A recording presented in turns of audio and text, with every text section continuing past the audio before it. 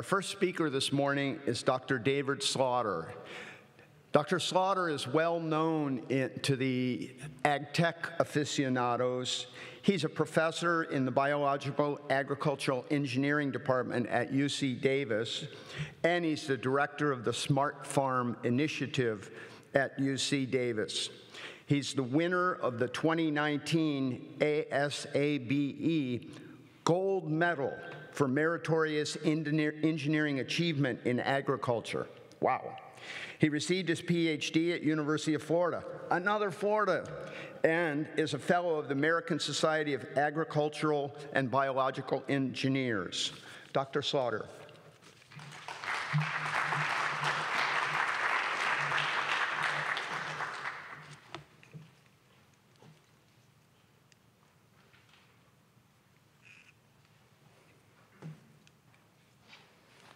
Looks like we jumped a few slides here.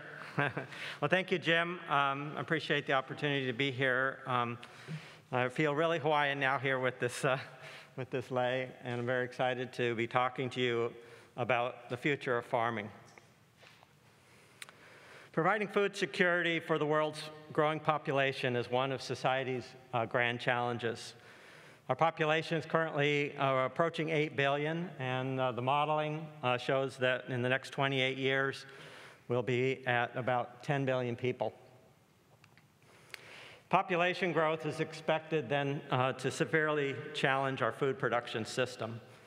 United Nations has models showing that if we fail to act, that food shortages of up to 70% could occur by 2050.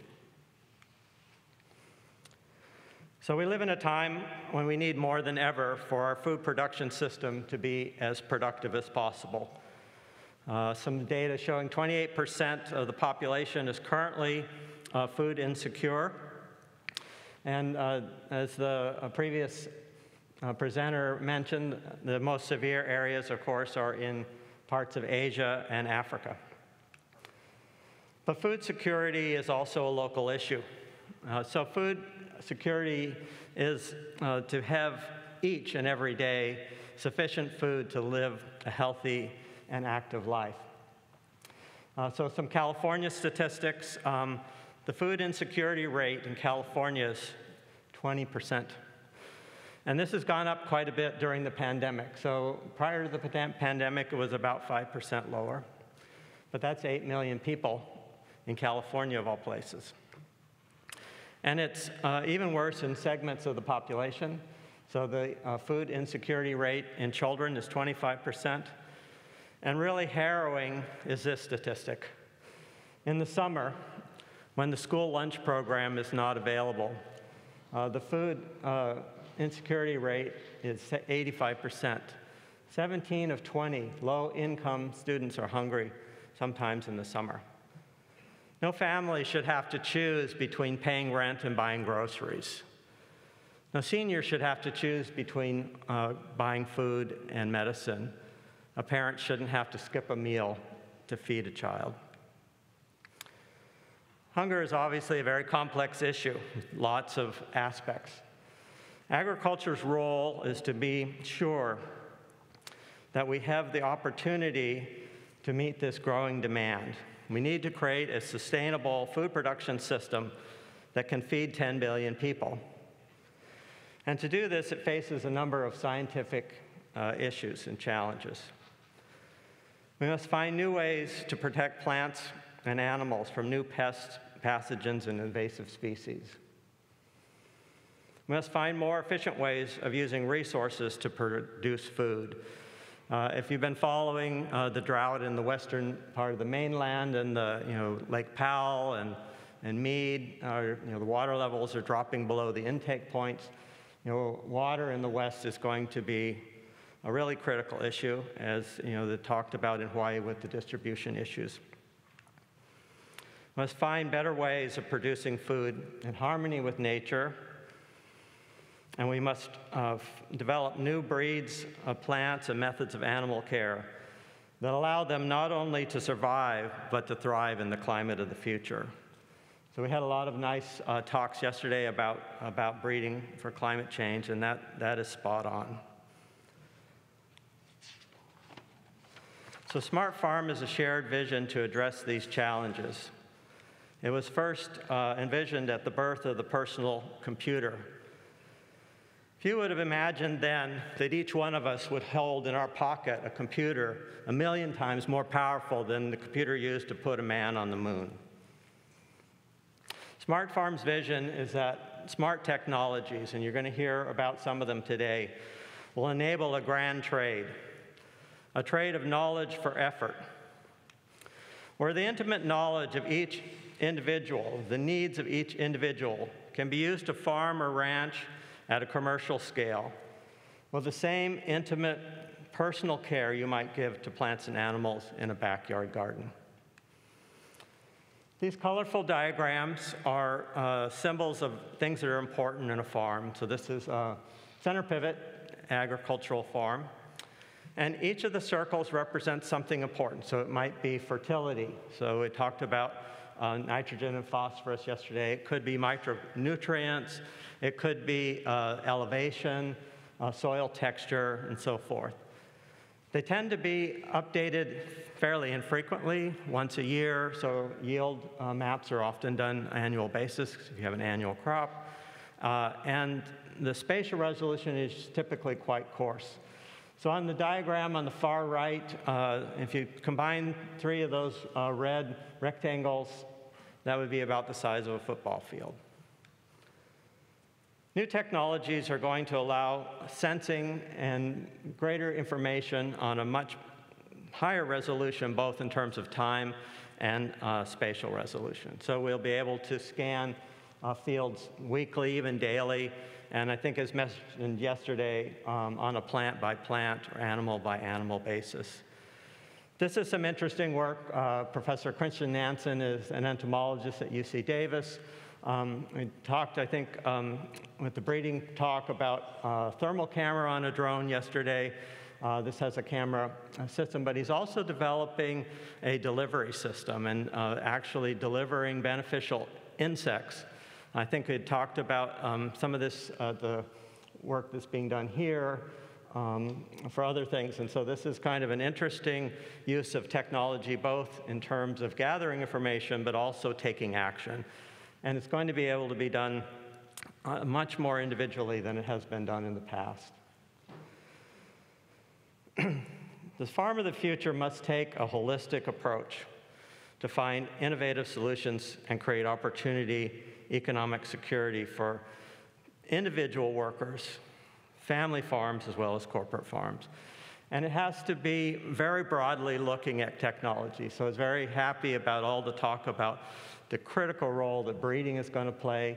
I won't be talking much about that, only to mention that UC Davis has more horticultural crop breeders than any other public university. And as mentioned yesterday, horticultural crops have a lot of challenges involved with them. I would like also just to briefly mention that in addition to the breeding targets that were talked about with pest resistance and climate change, that one of the other breeding targets will be technology, will be what I'll talk about a little bit later, the concept of co-robotics.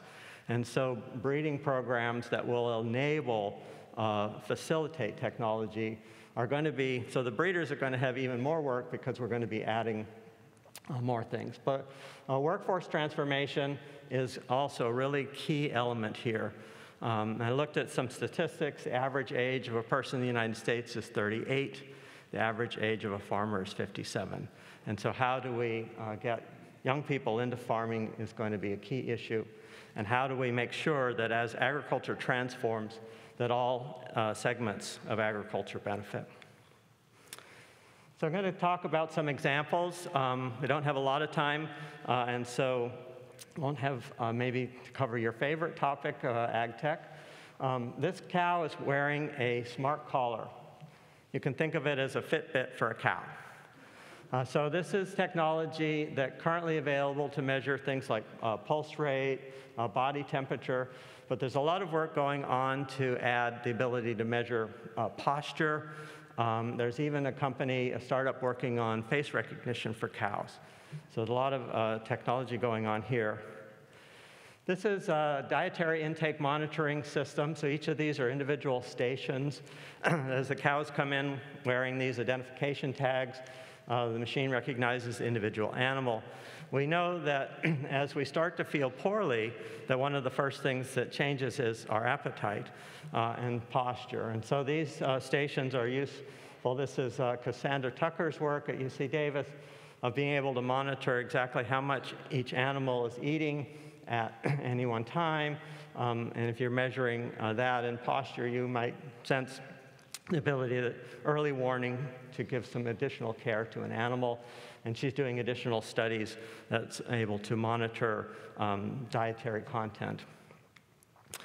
This is a video off of the National Public Radio website, and this is their title there, "When Robots Milk Cows, Farm Families Taste Freedom."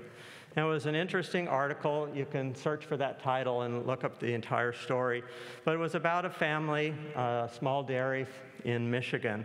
And the issue was the parents were getting older and whether the children would want to take over the dairy. And as any of you working in ranching or animal agriculture, the animals don't take a vacation, right? And so this was a story about the robotics that they decided to invest in allowed then the children to have a bit of a more of a social life and to be able to do things. So the children ended up deciding to take over the dairy and live on the farm, but the robotics was a key element in that. This is a yield map from a pistachio field in California. And so the color coding here is the red are low yielding, about 58, and the blue is high yielding. So you have a little over a 2-to-1 ratio in this field in terms of yield. And you can see then about almost a third of the field is in this red or orange range. The question is, how can we, the concept of smart farm is if we knew the individual needs for each of these trees, could we raise the yield up to cause the productivity in these underperforming areas to come up to the average or above the average? And what do we need to do that? And smart technologies provide an opportunity to look at this. So the need is real, and the opportunity is there to make great changes. We don't necessarily need to bring more land under production to meet some of our food needs of the future if we can do a better job of understanding what's going wrong in these areas that are underperforming and how to address that. So this is a smart machine developed at UC Davis. Switching crops here, this is walnut. And this is a vehicle that goes in the orchard and has lots of sensors to try to gather this information. And I'll just talk about one example here, but this is the vehicle. So it's loaded with lots of different sensors. It drives through between the rows. It's got this beam across the front. It's got infrared sensors that look downward because the nuts, when they're harvested, are dropped on the ground. And so temperature is an important issue with salmonella and food safety issues. But the sensors that I want to talk about are called PAR sensors. So a PAR sensor is photosynthetically active radiation that the plant uses to convert sunlight into, well, in this case, walnuts. And so this machine is able then to measure the efficiency with which each of the trees is gathering sunlight. And so this is Bruce Lampinen's work at UC Davis, and each of these circles is an individual tree. And so he's measured thousands of different trees here. And so you've got the yield on the vertical axis and the amount of sunlight each tree captures. And so there's a number of aspects of sustainability that this addresses. First of all, if you have a tree that's only capturing 25% of the available sunlight, then you know from this data that it's only going to produce a certain nut yield. And we don't need to be applying more inputs, fertilization, water, and so forth, to produce a crop that's 3 times higher than the tree can possibly produce. So from a resource utilization perspective, you have some opportunities there. The black line is where the well-managed orchards are, And if this set of blue circles was your orchard, then this provides then an opportunity to try and understand what's going on with so I would say it's your orchard, it's my underperforming orchard. What's going wrong with my underperforming orchard and what could be done? And if you gather this data, say on the entire Central Valley or a large area like the island of Hawaii, you can have big data opportunities to try to understand what are the differences between the underperforming orchards and the surrounding orchards that are going on. UC Davis was also instrumental in some of the development of wireless network technology. This is a commercial outcome of that. These are individual nodes that you locate in an outdoor area, an orchard or vineyard, and they talk to each other, establish a network in the outdoor space, and carry that to say a pumping station or somewhere they can get to the internet. They're solar powered, so they have solar cells on the top, and they connect to sensors as well as actuators. So they both gather data and they can control things. And so these are distributed in an orchard or a vineyard, permanent crop typically. This is an almond tree with a sensor on it. So this is an example of a plant water stress sensor. So on the right, you can see there's a circle and a leaf. So on the left is the device. It's bolted to the limb of the tree. That leaf that you see on the right side is still attached to the tree. So during the entire growing season, the sensors are all measuring either the leaf or the environment. So you have air temperature, relative humidity. It has a power sensor for sunlight, and it's also measuring the infrared thermometers measuring the leaf temperature. And yesterday, I think it was mentioned that under stress, if the stoma close, then transpiration shuts down and the leaf temperature becomes at ambient temperature or above. And if the stoma are open because the plant has enough water, then the leaf temperature is below ambient. So this sensor then is connected to the device in the previous slide. Right? So it's constantly outputting all the weather data, the sunlight data, and so forth. It goes out to the cloud. You have the weather forecast. You know what the soil conditions are in terms of soil texture. You know what the irrigation history is, and so forth. And you can then use this to make tree by tree irrigation decisions. The current research shows that you can save 20% of the water with no yield loss. The technology that you're looking at in itself is not very expensive. The challenge is that very few of our farms are currently plumbed in a way that allow you to turn the water on and off individually.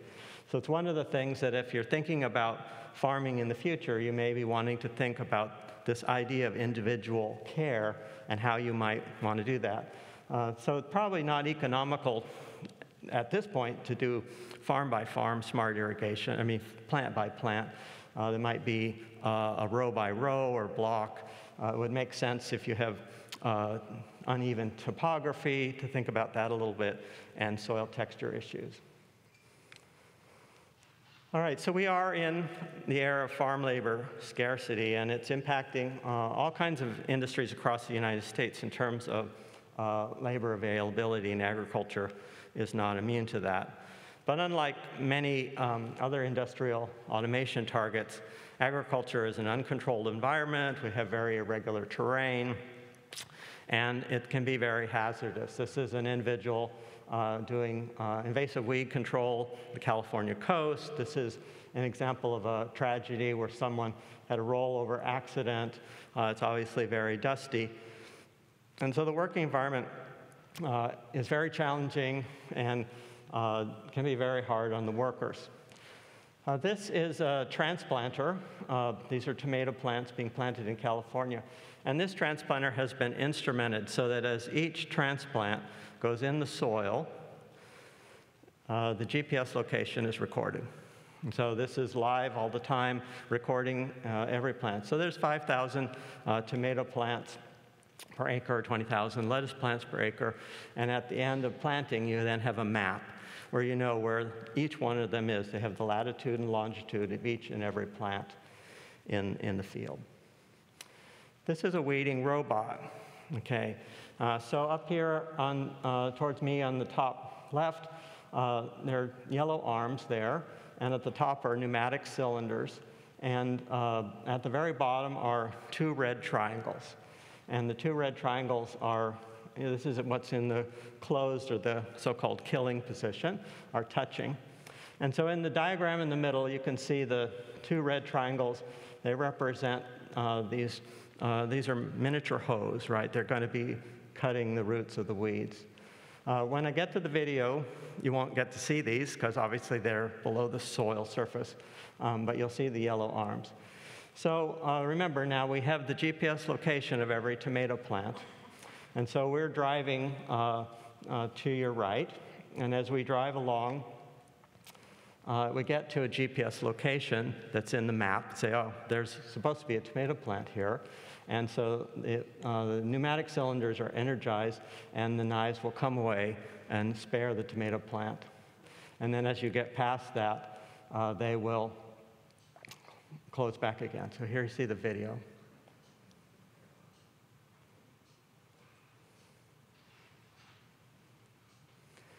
So it's going around each and every one. I think there's a place where the tomato plant actually is dead, and it still goes around that. This technology can save 50 to 80% of the labor. What it doesn't do is it doesn't kill the weeds that are really, really close to the crop plant. And so those, of course, can be the most detrimental because they're competing very well with the crop. But it can make great inroads in terms of labor availability. But also, this is a mechanical solution. There is no, as far as I know, new herbicide development going on, right? And so in terms of our sustainability goals, being able to go away from a chemical solution to a non-chemical solution is also an advantage. This is a robotic orange harvester. It's a prototype, so it's dropping the fruit on the ground. But basically, it's finding the fruit. This is some work done in Florida. You can see the robot. This is a topic that hasn't been successful commercially. In fact, the Stanford startup that was working in this just went bankrupt last year. And there are some challenges to this topic. First of all, in a traditional canopy, you can only see 70 to 80%, 85% of the fruit, right? So that's a lot of the crop that the robot couldn't see. And reachability in a conventional orange tree, you can only reach about the same percentage. So that's, again, another big chunk of the fruit you can't reach. So this concept that needs to be thought about as we look to the future is this symbiotic relationship between technology and the biology, right, which I call co-robotics. It's used quite a bit in medicine, and we need to really be thinking about it in agriculture. And so this is the idea of how can we modify a farm to be more technologically friendly, because when we were working on robotics 20 years ago, a lot of things haven't been solved, and so really we need the partnership of the farmers and the ranchers to think about how can we be modifying our farm. So this is actually a Fuji apple orchard in Yakima Valley, Washington. I think the one on your left side is in Europe. Trying to get to a two-dimensional structure so you can see all the fruit and you can reach them. The breeders have the challenge of how do we get the yield back up, right? And there are other examples of heads-up broccoli and a number of crops that breeders are looking at. Co-robotics also can have a play where the humans are doing some of the work, and so finding strawberries in amongst the foliage and determining which ones are the ripe ones are a very challenging task. And so this is an idea where the transport of the fruit could be done currently with robotics. So FrailBot is a small robot. It's actually a fleet. There will be 20 of them. Each of the workers is wearing a GPS tag that allows the robots to know where all the workers are. The trays are instrumented, so as you put strawberries in the tray, there's a central monitoring system that's looking at the weight gain of the trays, so it can predict exactly when a tray gets full. At that moment, a FrailBot will show up with a new empty tray to make the exchange. But before the exchange is made, FrailBot says, no, they can't have this tray until you do what? Well, we need them to stand up because in the current system, standing up and walking to the edge of the row is very important for preventing back injury, right? So we can't just blindly put technology into these systems. We have to really think holistically about how do we do that. So this is a little video, some students at UC Davis working on this robot, driving down the rows, getting strawberries, and would be then headed back.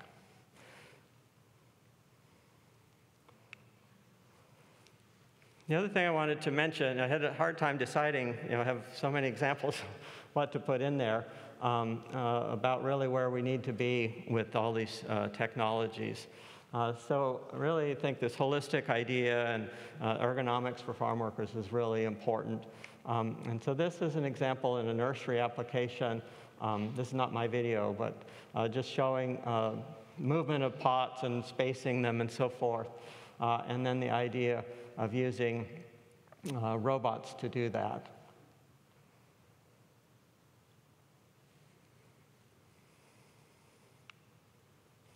But there are also non-robotic solutions to many of these things. And so this is an example of a pot lifting handle. So on the left side is a person just reaching down and picking up these 5-gallon pots.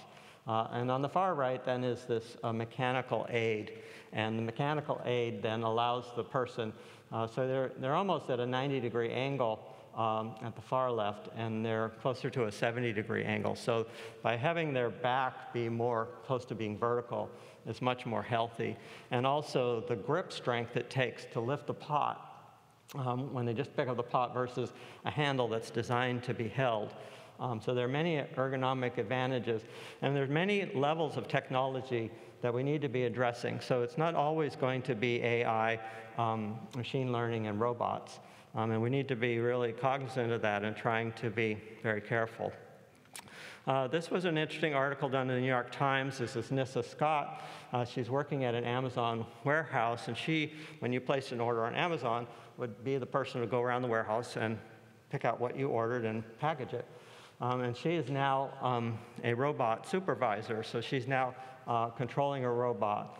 But this was an article the Pew Research Center did that's basically saying, talking about that our social structures and our educational institutions are not adequately preparing people for the skills that they're going to need for the future. And this is going to be very true about the ag tech job market, that we really need to be addressing that.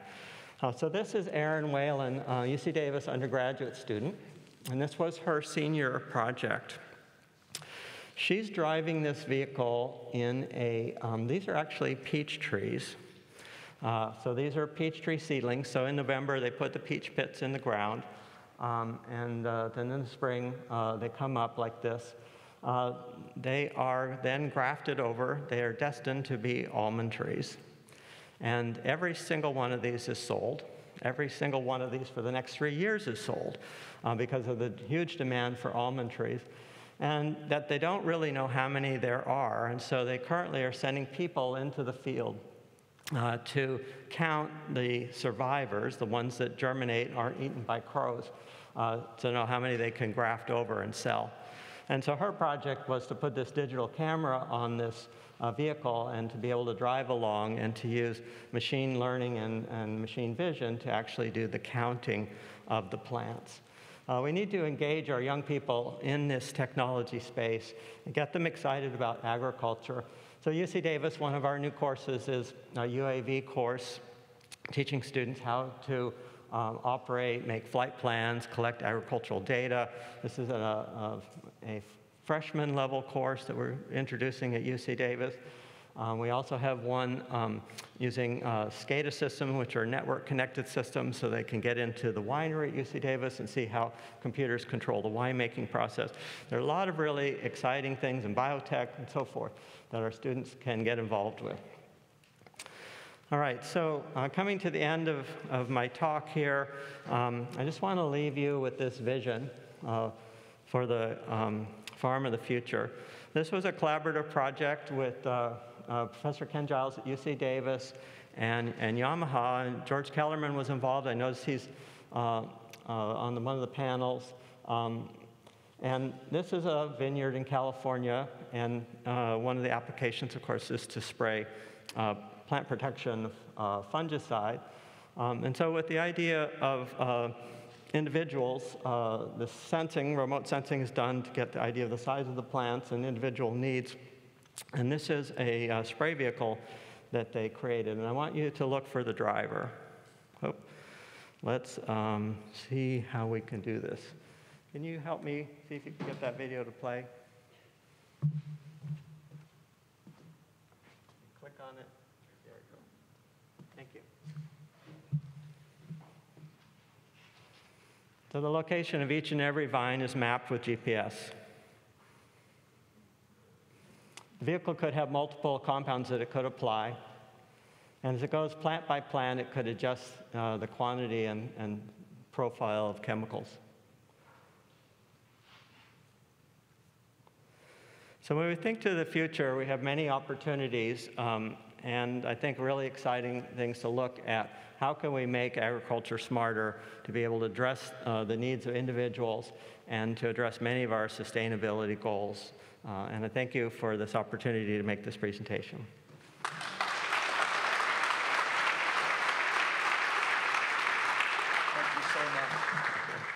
Can we ask one question? Sure, we can. Of course, we have a ton of questions for Dr. Slaughter, and I'll just throw one at him now. But Dr. Slaughter will rejoin us after a couple more talks in a panel discussion, and will address more of the questions at that time. So stay tuned for that. But I'll ask him one of many questions that we got. Dr. Slaughter, some would say that hunger and food security in the U.S. is actually a distribution problem, not a problem of lack of adequate production. Can you comment on food distribution system and work that's being done to make it more efficient? So you're dead right about that. Hunger and food security are many issues with a lot of societal issues. Distribution is certainly one of them. I work in post-harvest. I know others work in post-harvest, and one of the real tragedies in post-harvest is the waste, the losses that we just have from inadequate cold storage and many of these resource issues. If you've been in a lot of parts of the tropics, you see a lot of fruit on display with no refrigeration. So there are a lot of issues there, and they're not necessarily going to be directly applicable to the farm per se, but they certainly are a key issue.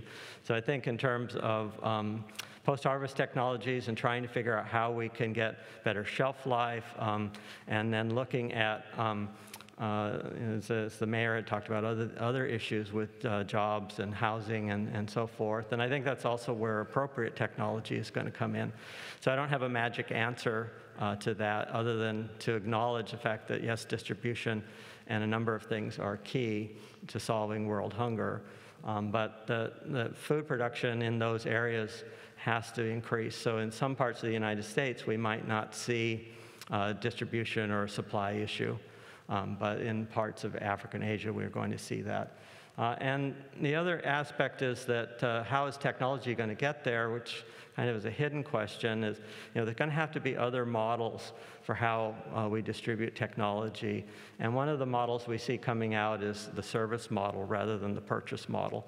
So that the idea that it doesn't matter what size your farm is, if you're paying on a per acre basis for a service, you can get access to the technology. Some of this technology is very inexpensive. You know, the irrigation controls with Wi-Fi are on the order of $10. That still may be exorbitant for Asia or Africa parts of it, but that's something that we need to address as we go forward. So it's a great question. Thank you so much. Thank you, Mark.